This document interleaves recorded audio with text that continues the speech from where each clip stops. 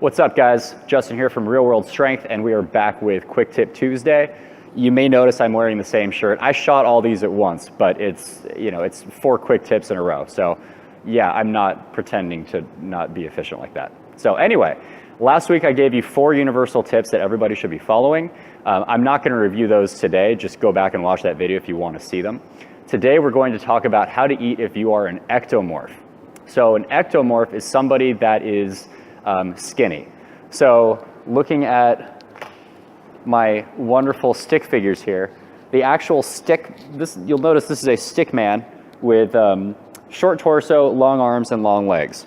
That is an ectomorph, or someone in someone who's primarily an ectomorph is going to have a skeletal structure that looks approximately like that. So we're talking skinny bones and joints, long arms, long legs, may or may not have generally going to have a shorter torso accompanying those longer arms and legs, narrower shoulders, and narrower hips.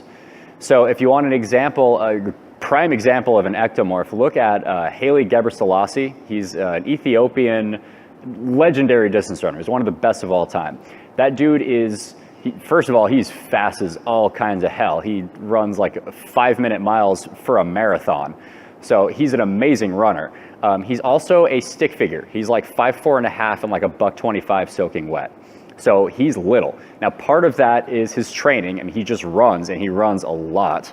And as mentioned, he runs fast. But part of that is also genetics. I mean, when you look at his bone structure, the guy was never going to be 200 pounds of muscle. It's just not in his makeup. So that's an example of a pure ectomorph. If you want examples of people that are a little bit more like ecto-meso blend, look at Usain Bolt, the fastest sprinter ever. He's lankier. I think he's like 6'5", like 207 pounds. And dude is ripped. Like, he's got some meat on him, but he's very, very lean, and lanky, which is why he's so fast. And also me, I'm more of an ectomesomorph. Now, I'm not 6'5", 207, I'm like 5'11", 176, but still same kind of body type. Skinny bones and joints and a little bit of muscle. I'm not a complete toothpick, thankfully.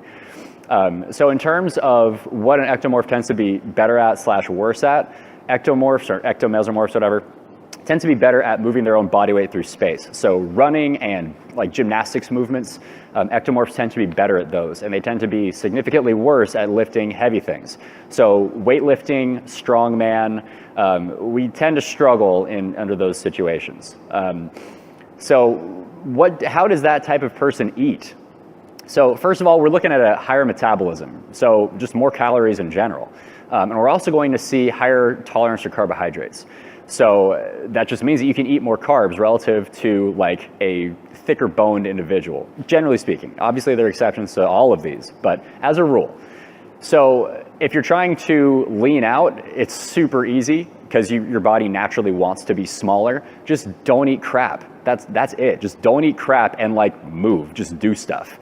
And you will naturally shrink up, pretty quickly. And again, make sure that you're following the aforementioned 4 rules that everyone should be following. As long as you're doing that, you'll be fine. You'll lean out really quick.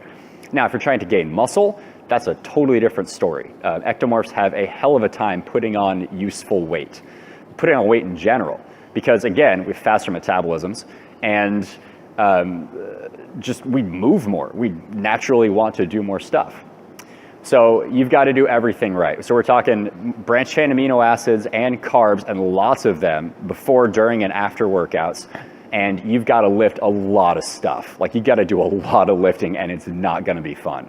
Because again, ectomorphs tend to thrive with body weight stuff. And in order to gain muscle and get bigger, people with our body type we need to lift a lot, and we need to eat until we hate ourselves all of the time. So anyway, that's how to eat if you're an ectomorph, how to eat and train. Next week, we'll go over the opposite of that, which is the endomorph classification of people. So hope you enjoyed it. We'll see you next week.